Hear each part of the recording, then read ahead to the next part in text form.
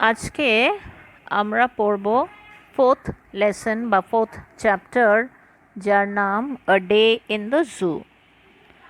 এই গল্পটা লিখেছেন জেরাল্ড ডিউরেল।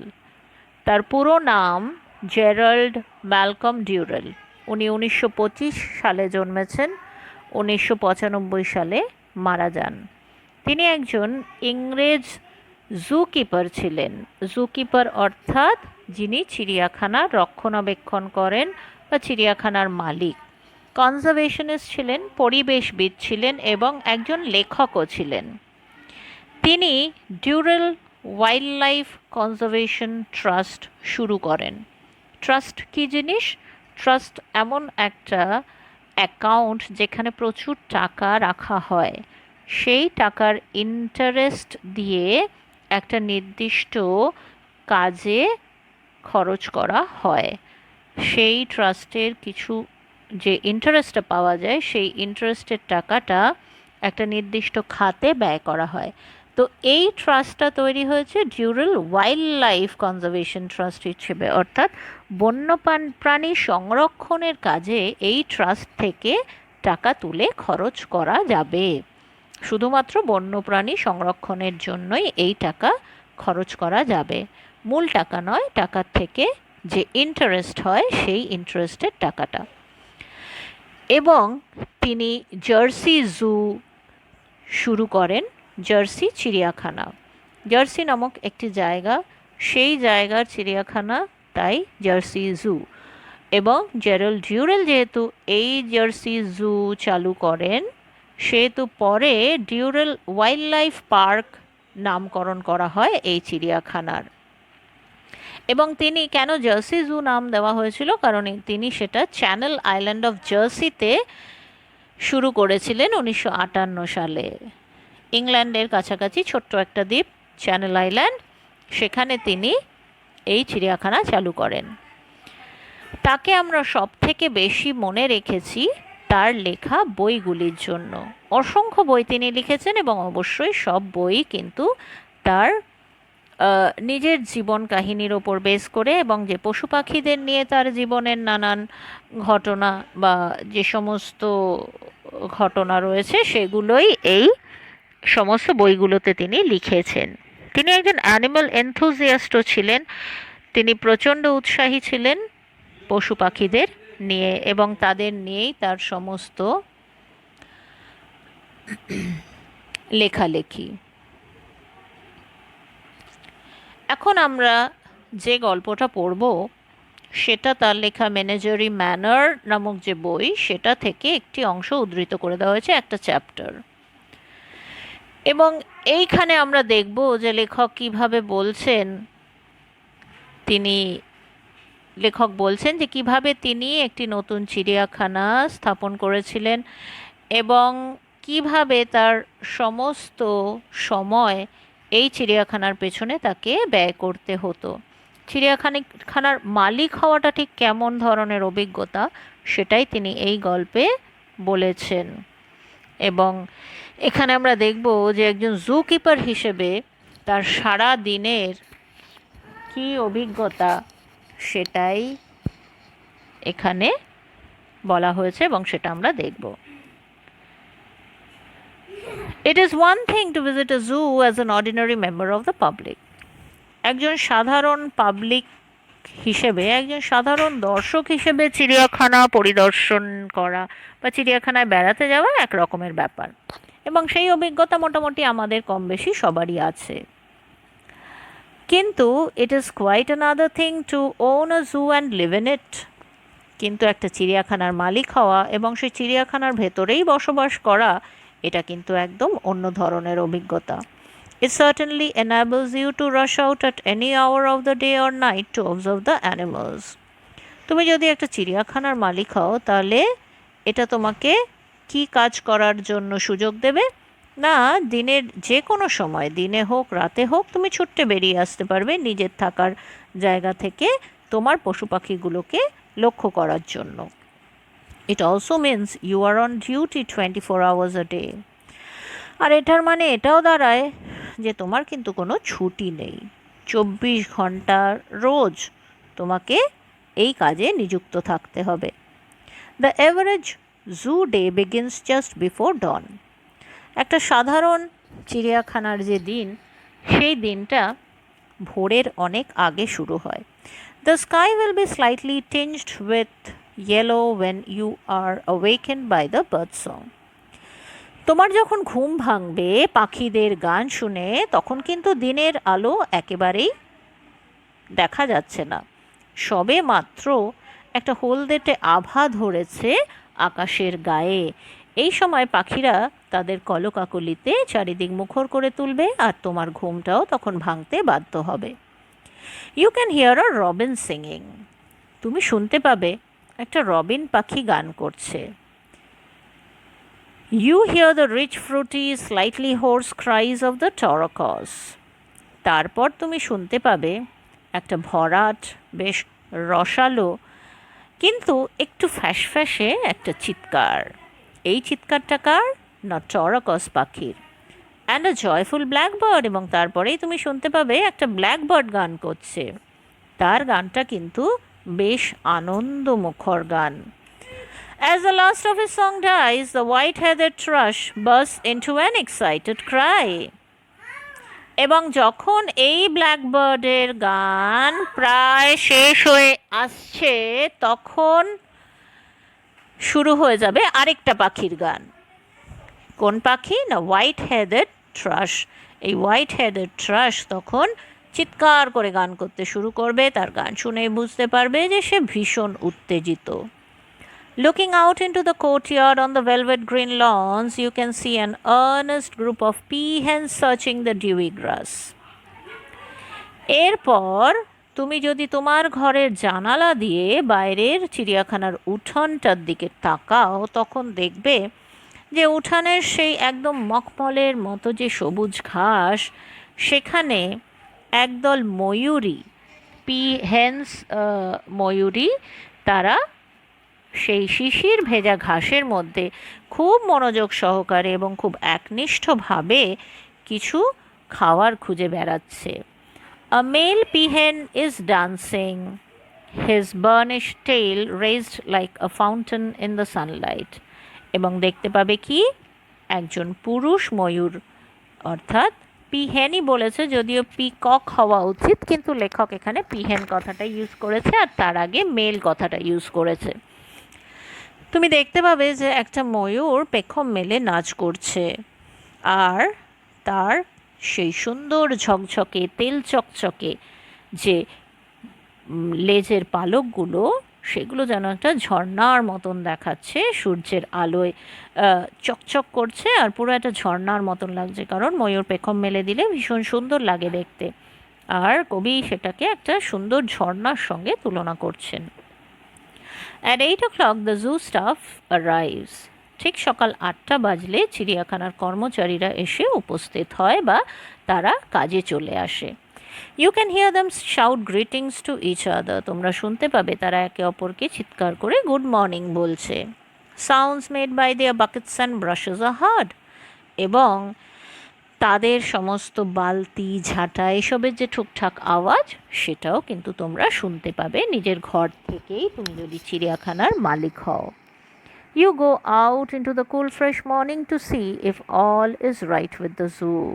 এবং তারপর এরা চলে আসার পর তুমি মালিক হিসেবে সকালবেলার সেই শীতল সুন্দর তাজা বাতাসে বেরিয়ে পড়বে দেখতে যে তোমার চিড়িয়াখানায় সব কিছু ঠিকঠাক আছে কি না।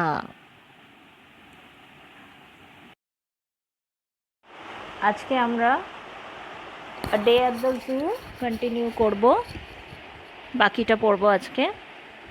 পেজ নাম্বার 26, সবাই খোলো, বই খুলে ফলো করবে যখন আমি রিডিং পড়ব বই থেকে, তারপর মন দিয়ে এক্সপ্লেনেশনটা শুনবে।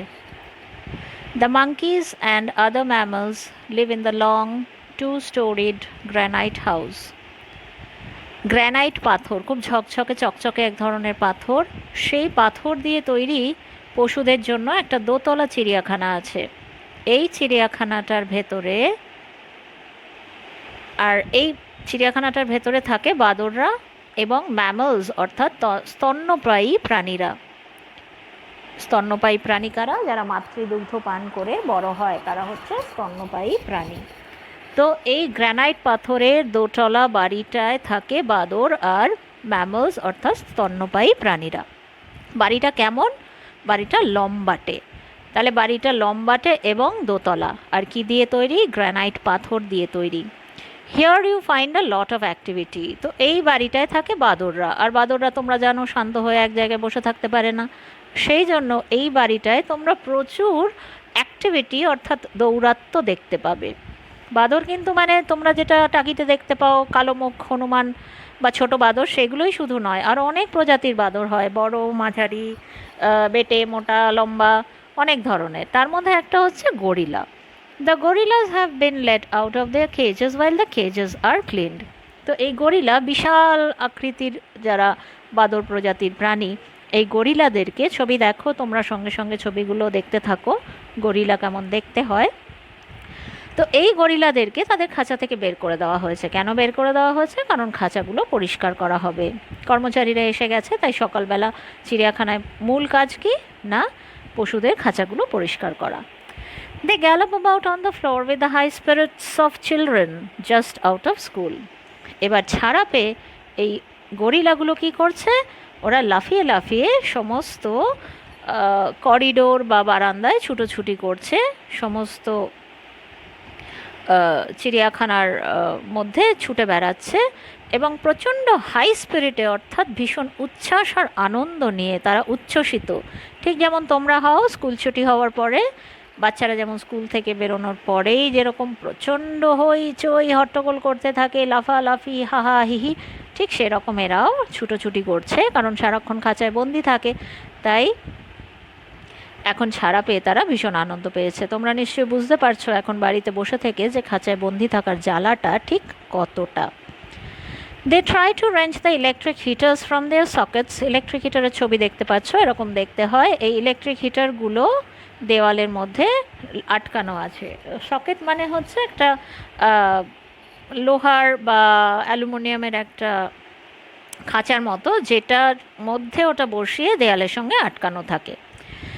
আর হনুমানরা তো তোমাদের মতোই শান্ত, তাই জন্য ওরা কী করছে? ওরা ওই ইলেকট্রিক হিটারগুলোকে টেনে ওই সকেট বা খাঁচাগুলোর ভেতর থেকে বের করার চেষ্টা করছে। অথবা আরেকটা উপদ্রব তারা করছে, সেটা কি? Break the fluorescent lights.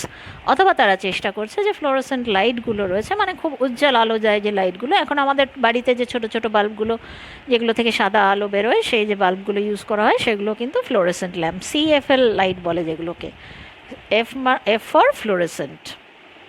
তো সেই লাইটগুলোকে ওরা কী করছে? ভাঙার চেষ্টা করছে, কারণ ওরা কি তোমাদের মতোই শান্ত। Stephen Bromenhand stands guard over the apes. Ape মানে হচ্ছে বানর প্রজাতির সমস্ত প্রাণীকেই এক কথায় এপস বলে, অর্থাৎ বাদররা এপ নামক ফ্যামিলিতে বিলং করে। তো স্টিফেন, আমরা যেমন তোমাদেরকে পাহারা দিই স্কেল নিয়ে বা চিৎকার করে বকে, ঠিক সেইভাবেই স্টিফেন ঝাঁটা হাতে ওদেরকে পাহারা দিচ্ছে যাতে ওরা এই অনিষ্টগুলো করতে না পারে।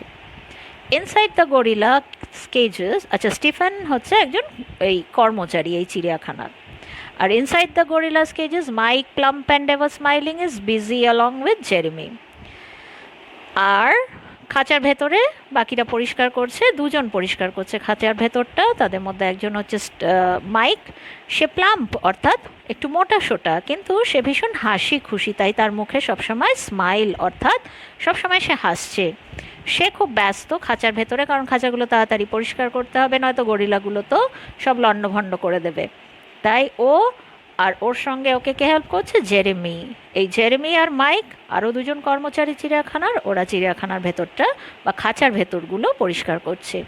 দে sweep up the mess on the floor and scatter fresh white sawdust. যথারীতি ওরা খাঁচায় বন্দি ছিল, সুতরাং খাঁচার ভেতরটা ময়লা হয়েছে। মেস মানে ময়লা, খাঁচার ভেতরে যত ময়লা সব ওরা পরিষ্কার করে তারপর নতুন করে আবার সডাস্ট, সাদা রঙের কাঠের গুঁড়ো, সডাস্ট মানে কাঠের গুঁড়ো, কাঠের গুঁড়ো ওরা ছড়িয়ে দিয়েছে মেঝের ওপরে। Everything they assure you is all right. এবং তারপর তুমি যে এই চিড়িয়াখানার মালিক, তুমি হয়তো ওদের পাশ দিয়ে যাচ্ছ, তোমাকে দেখতে পেয়ে ওরা তোমাকে বলে দিল যে সব কিছু ঠিকঠাক আছে। অ্যাসিওর করা মানে নিশ্চিন্ত করা, নিশ্চিত করা। তো তোমাকে ওরা নিশ্চিত করে দিল যে সব কিছু ঠিকঠাক আছে। All the animals excited and eager at the start of a new day Vasal about the কেজেস।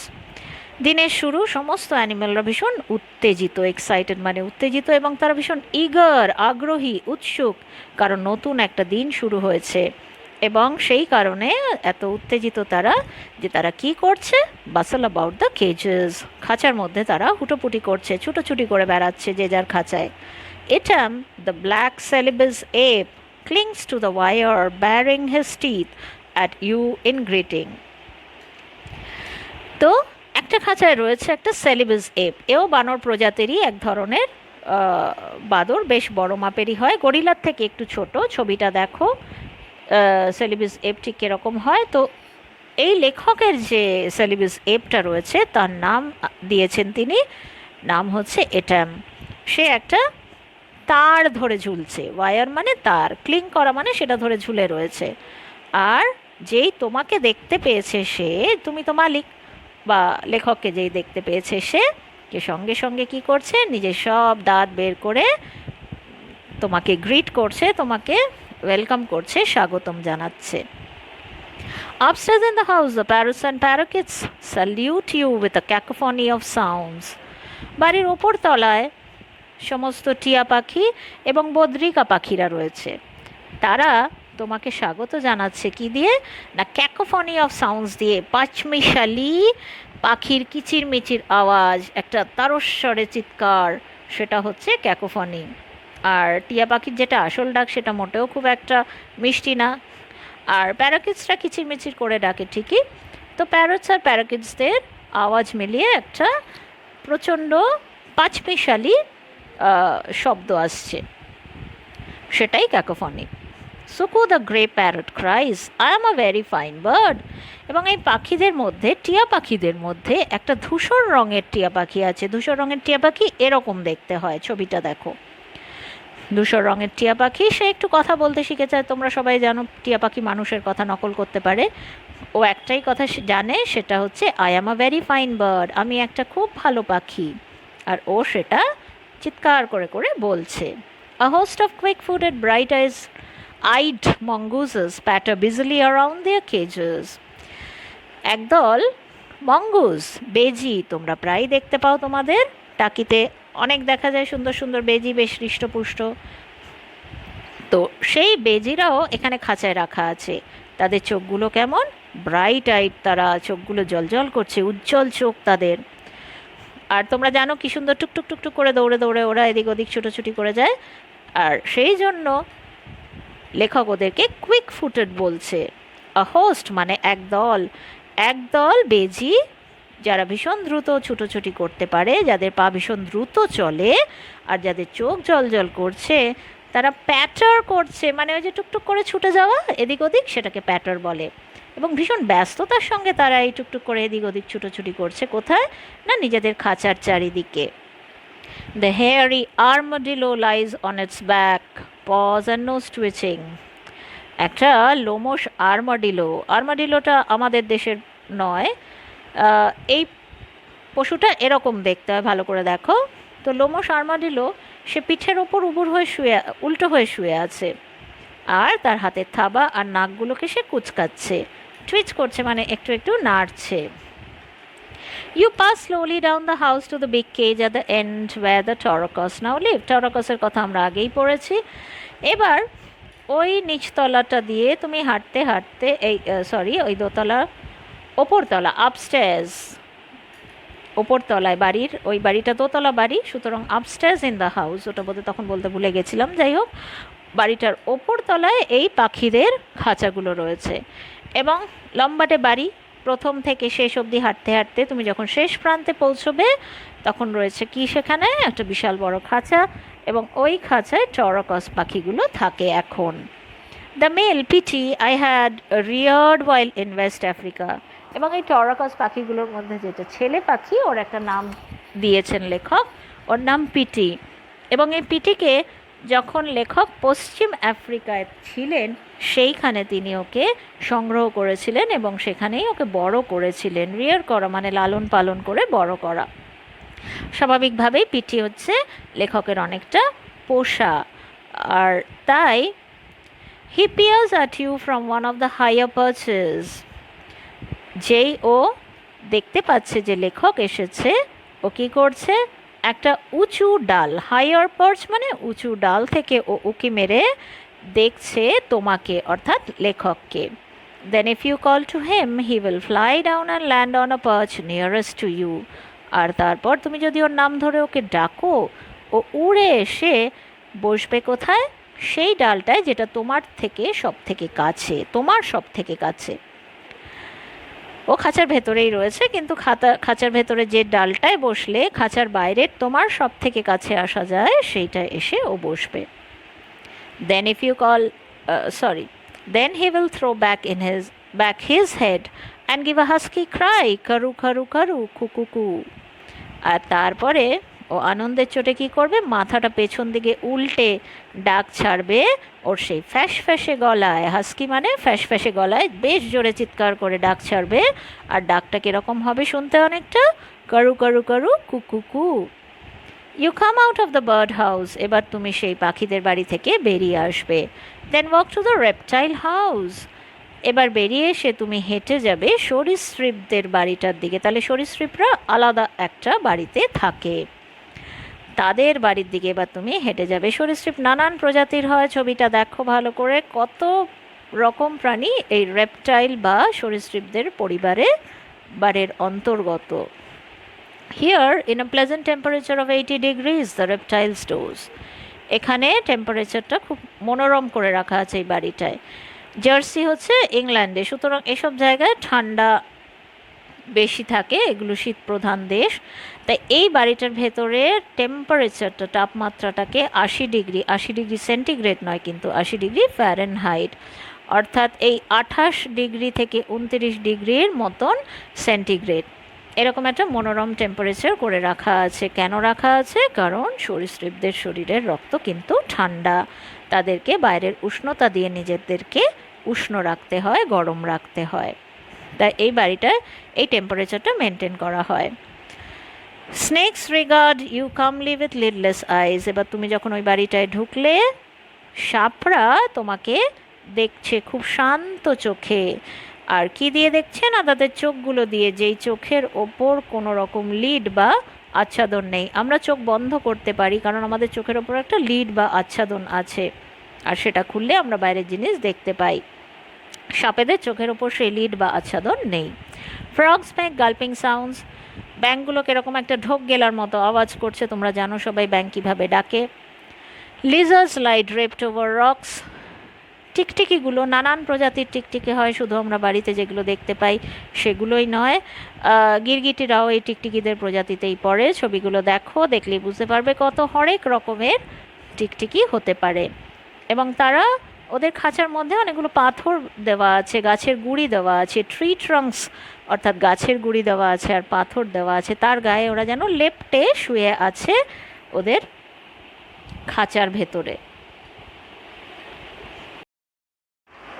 এবার শেষ অংশটা এই গল্পের। At 10 o'clock the zoo gates open and the first rush of visitors arrive. সকাল 10টা বাজলে চিড়িয়াখানার গেটগুলো খুলে দেওয়া হয়। বাইরে অনেক দর্শক অপেক্ষা করে থাকে। যেই দরজা খুলে দেওয়া হয়, একদল দর্শনার্থী হুড় হুড় করে ঢুকে পড়ে এই চিড়িয়াখানায়। As they come flooding into the grounds, everyone has to be alert. ওরা যখন জলের স্রোতের মতো হুড় হুড় করে ঢুকে পড়ে সেই চিড়িয়াখানার প্রাঙ্গণের ভেতরে, তখন কিন্তু সমস্ত কর্মচারীদেরকে অ্যালার্ট অর্থাৎ সজাগ হয়ে উঠতে হয়। This is not to ensure that the animals do not hurt the people, but to make sure that the people do not hurt the animals. আর কেন সবাইকে সজাগ হয়ে উঠতে হয়? তোমরা হয়তো ভাবছো যে পশু পাখিরা মানুষের ক্ষতি করতে পারে, সেই জন্য হয়তো ওদেরকে সজাগ হতে হয় বা চারিদিকে নজরদারি করতে হয়, কিন্তু এমনটা নয়। অ্যানিমালসরা মানুষদেরকে আঘাত করতে পারে না, বরং উল্টোটা এই জন্য সমস্ত কর্মচারীদেরকে সজাগ থাকতে হয়, এটা নিশ্চিত করার জন্য যে মানুষগুলো যাতে পশুদেরকে কোনো রকমভাবে আঘাত না করে। If an animal is asleep, they want to throw stones at it or prod it with sticks to make it move. এতটাই লজ্জাজনক কাজ করে মানুষরা। কি করে না, একটা পশু যদি ঘুমিয়ে থাকে, ওরা তখন ঢিল ছোড়ে খাঁচার ভেতরে ওই পশুটাকে জাগানোর জন্য, অথবা লাঠি নেয় একটা কোথাও থেকে, আর লাঠিটা খাঁচার ভেতর ঢুকিয়ে প্রড করে, খোঁচাতে থাকে সেই পশুটাকে, তাকে নড়ানোর জন্য। অনেক পশুই হয় নিশাচর, স্বাভাবিকভাবেই প্রকৃতির নিয়মে তারা দিনের বেলা ঘুমায়, কিন্তু মানুষ এসে ওদেরকে এইভাবে উত্ত্যক্ত করে, ওদেরকে জাগানোর চেষ্টা করে। We have found visitors trying to give the chimpanzees lighted cigarettes and razor blades. ভাবা যায় না যে মানুষ কতটা খারাপ বা জঘন্য আচরণ করতে পারে। মানুষ কি করে না, শিম্পাঞ্জিদের হাতে জ্বলন্ত সিগারেট আর ব্লেড, তোমরা সবাই জানো রেজার ব্লেডটা ঠিক কি, যেটা দিয়ে দাড়ি কাটা হয় বা যে ব্লেড দিয়ে পেন্সিল কাটো তোমরা, সেই রেজার ব্লেডস এই শিম্পাঞ্জিগুলোর হাতে ধরিয়ে দেয়। এর ফলে কি হবে, একটা জ্বলন্ত সিগারেট একটা শিম্পাঞ্জির হাতে ধরিয়ে দিলে সে সেটা নিয়ে চারিদিকে ছুটে বেড়াবে, সেটার আগুনের ছ্যাঁকা অন্য শিম্পাঞ্জিদের গায়ে লাগবে, এবং হাতে একটা ব্লেড ধরিয়ে দেওয়া মানে আরও কীরকম বীভৎস ব্যাপার। এই ব্লেড দিয়ে ওরা একে অপরের গায়ে চালিয়ে দেবে এবং তারপর রক্তারক্তি কাণ্ড হয়ে যাবে চারিদিকে। একজন ব্যথা পেলে সে আবার উল্টো এসে যে ব্যথা দিয়েছে তাকে মারবে, এইভাবে ভয়ঙ্কর একটা পরিস্থিতির সৃষ্টি হবে খাঁচার ভেতরে। The uncivilized behavior of some human beings in a zoo has to be seen to be believed. এবং এই যে অসভ্যের মতো আচরণ, আনসিভিলাইজড বিহেভিয়ার মানে অসভ্যের ন্যায় আচরণ, যেটা কিছু মানুষ করে চিড়িয়াখানায় এলে, সেগুলো দেখলে পরে তবেই বিশ্বাস করতে পারবে, না দেখলে বিশ্বাস করা যাবে না। সুতরাং আনসিভিলাইজড বা বর্বর পশুদের নয়, বরং মানুষকেই বলতে হয়, কারণ বর্বরতা বা অসভ্যতা মানুষই করে থাকে। Towards evening, the visiting crowd thins out. সারাদিনে অনেক দর্শনার্থী আসতে থাকে চিড়িয়াখানায়, কিন্তু যখন আস্তে আস্তে সন্ধে নেমে আসে তখন এই দর্শকের ভিড় কমতে থাকে। থিন আউট মানে কমতে থাকা, পাতলা হয়ে যাওয়া, আর আস্তে আস্তে সব লোক এক এক করে বিদায় নিতে থাকে চিড়িয়াখানা থেকে, যারা দর্শনার্থী হিসেবে আসে। The slanting rays of the sun light the cage where the crowned pigeons live. এবার সূর্যের আলো কাত হয়ে পড়ে, স্লান্ট করে মানে কাত হয়ে পড়ে। দুপুরবেলা দেখবে সূর্যের আলো মাথার ওপর থেকে সোজা নিচের দিকে পড়ে, আর সন্ধেবেলা পশ্চিম দিকে যখন সূর্য ঢলে যায় তখন তেরছা সূর্যের আলো এসে পড়ে, আর সেই সূর্যের ডুবন্ত সূর্যের তেরছা আলোগুলো বা আলোর রশ্মিগুলো এসে পড়ে খাঁচার ভেতর। কোন খাঁচার ভেতর পড়ে? The cage where the crowned pigeons live. সেই খাঁচাগুলোর ভেতরে পড়ে যে খাঁচার ভেতরে রয়েছে ঝুঁটিওয়ালা পায়রারা, এরকম দেখতে হয় ওরা। As the light fades, the robin ceases to sing and flies off to roost in the mimosa tree.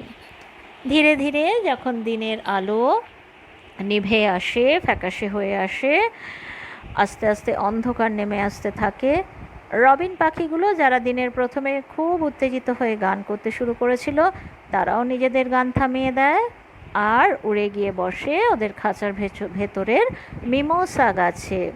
সেই মিমোসা গাছে ওরা রুস্ট করে রাতের জন্য। পাখিরা যেই গাছে গিয়ে বসে সেটাকেই তাদের রুস্ট বলা হয়, বা সেখানে তারা রুস্ট করে, কথাটা বলা হয় ওইভাবে।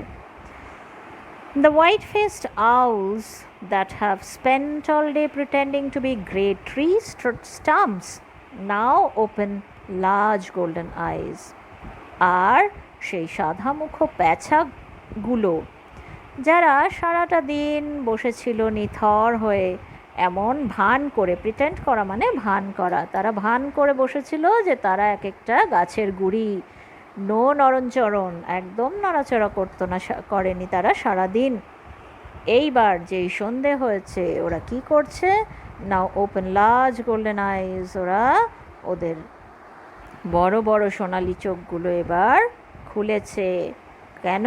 কারণ এই প্যাঁচাও কিন্তু নিশাচর প্রাণী। তোমরা সবাই জানো রাত্রির বেলা প্যাঁচা জাগে, রাত্রিরে উড়ে বেড়ায়, শিকার খোঁজে।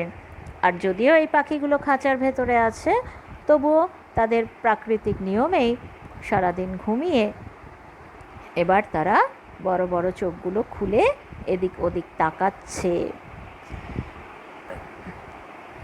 Shadows are creeping over the flower beds and rookery. এবার ধীরে ধীরে সন্ধ্যার অন্ধকার, সন্ধ্যের ছায়া নেমে আসছে গুটি গুটি পায়ে। ক্রিপ করা মানে গুটি গুটি পায়ে নেমে আসা। সন্ধে কিন্তু হুট করে হয় না, ধীরে ধীরে নামে। তাই কবি ক্রিপিং কথাটা, লেখক ক্রিপিং কথাটা ইউজ করেছেন। গুটি গুটি পায়ে সন্ধ্যের ছায়া ঘনিয়ে আসে, নেমে আসে কিসের ওপর? ফ্লাওয়ার বেডসগুলোর ওপর। চারিদিকে যে সুন্দর ফুলের বাগান করা আছে তার ওপর। অ্যান্ড রকারি, রকারি এরকম হয়, ছবিটা দেখো, পাথুরে দেওয়াল বা পাথুরে প্রাচীর যাকে বলে, বা কোথাও একটা পাথর দিয়ে সিঁড়ির মতন করা, সেগুলোকে রকারি বলে। There is a sudden chorus from the chimpanzee's bedroom. হঠাৎ একটা সমবেত সঙ্গীত শোনা যায়। কোথা থেকে? না, শিম্পাঞ্জিদের শোয়ার ঘর থেকে। You know they are quarreling over who should have the straw. আর এই সমবেত সঙ্গীতটা শুনলে তুমি বুঝতে পারবে যে এটা ওরা আনন্দে কোনো গান করছে না, এটা ওদের ঝগড়ার আওয়াজ। ওদের খাঁচার মধ্যে কিছু খড় দেওয়া আছে। এবার কে সেই খড়টা সেদিন রাতের জন্য দখল করবে, খড়ের ওপর কে সেদিন রাতে শোবে, এইটা নিয়ে তাদের ঝগড়া হচ্ছে। As you lie in bed, you watch through the windows, the moon separating itself from the shadow of the trees. এই বর্ণনাটা খুব সুন্দর করে দিয়েছেন লেখক। এবার তুমি এই যে চিড়িয়াখানায় যে পশুদের খাঁচার যে বিল্ডিং, তার পাশের একটা বিল্ডিংয়ে তোমার বাড়ি। তুমি তোমার সেই বাড়ির বিছানায় শুয়ে আছো, সন্ধ্যের পরে আর তোমার কাজ নেই। এবার তুমিও শুয়েছো রাতের জন্য বিশ্রাম নেবে বলে, এবং তোমার জানালা দিয়ে বাইরেটা দেখা যাচ্ছে। তোমার জানালা দিয়ে তুমি বাইরে কি দেখতে পাচ্ছ? না, কিছু গাছের ছায়া, আর গাছগুলোর ওপরে রয়েছে চাঁদ। গাছের ওই পারে আকাশে চাঁদ রয়েছে। তো গাছের যে ডালগুলো, সেগুলোর ফাঁক দিয়ে তুমি চাঁদটাকে দেখতে পাচ্ছ। কিন্তু পৃথিবী ঘোরে আমরা সবাই জানি, তাই চাঁদকেও আমরা কিন্তু সারাটা রাত এক জায়গায় দাঁড়িয়ে থাকতে দেখব না। চাঁদটাও আস্তে আস্তে আমাদের মনে হয় সরে যাচ্ছে, যেরকম দিনের বেলা সূর্যটাও আমাদের মনে হয় যে ঘুরছে। ঠিক সেরকমভাবেই চাঁদটাও যেহেতু সরতে থাকে, লেখক কল্পনা করছেন যে গাছেদের যে ছায়া, সেই ছায়া থেকে চাঁদ যেন নিজেকে আলাদা করার, ছাড়িয়ে নেওয়ার চেষ্টা করছে। কারণ লেখক দেখো শুয়ে আছে খাটে, লেখকের জানালার বাইরে প্রথমে পড়ছে ডালগুলো, আর ডালের ওই পারে রয়েছে চাঁদ। ডালের পজিশন চেঞ্জ হচ্ছে না, কিন্তু চাঁদের পজিশন চেঞ্জ হয়ে যাচ্ছে। আর তাই লেখক কল্পনা করছেন বা মনে করছেন যে চাঁদ নিজেকে ডালগুলো ছায়া থেকে, গাছের ডালগুলোর ছায়া থেকে নিজেকে ছাড়ানোর চেষ্টা করছে। ইউ হিয়ার দ্য লায়ন্স কফ। এরপর তুমি শুনতে পাবে সিংহদের খুব খুব কাশি, সিংহরা কাশছে তাদের খাঁচায়, এটা শুনতে পাবে। Soon it will be dawn and the chorus of birds will take over. আবার কিছুক্ষণ বাদেই ভোর হয়ে যাবে, চারিদিক আবার পাখিদের কলকাকলিতে মুখর হয়ে উঠবে, সমস্ত আকাশ বাতাস ছেয়ে যাবে তাদের কিচিরমিচির আওয়াজে। The cold morning air will ring with song. শীত প্রধান দেশ, তাই ভোরের দিকটা চিরকালই ওখানে একটু শিরশিরে থাকে। আর শীতল সকালের যে বাতাস, ঠান্ডা ঠান্ডা সকালের যে বাতাস, সেটাও আবার ভরে উঠবে, মুখর হয়ে উঠবে ওদের সেই গানে। এবারে এক্সারসাইজগুলো আমরা করব। প্রথমেই রয়েছে true false. The average day in a zoo begins just before, কি হবে? Dawn, just before dawn. The birds searching the dewy grass on the lawn were peahens. পিকক্সও হয়, কিন্তু যেহেতু এই গল্পে বা এই প্রবন্ধে লেখক পিহেন্স কথাটা ইউজ করেছে, তাই পিহেন্স। Stephen with a broom in his hand was guarding over the apes কথাটা যেহেতু আছে সেহেতু এপসই আমরা লিখব।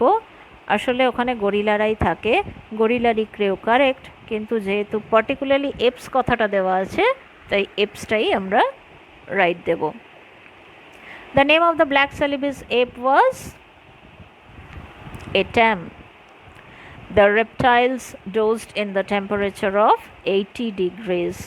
আর কোয়েশ্চেন আনসারগুলো আমি লিখে দেব, কোয়েশ্চেন আনসার আর এই এক্সারসাইজগুলো সবাই খাতায় করে ফেলবে ফেয়ার কপিতে, এদিক ওদিক লিখবে না, ফেয়ার কপিতে সবাই এগুলো করে ফেলবে বা তুলে ফেলবে।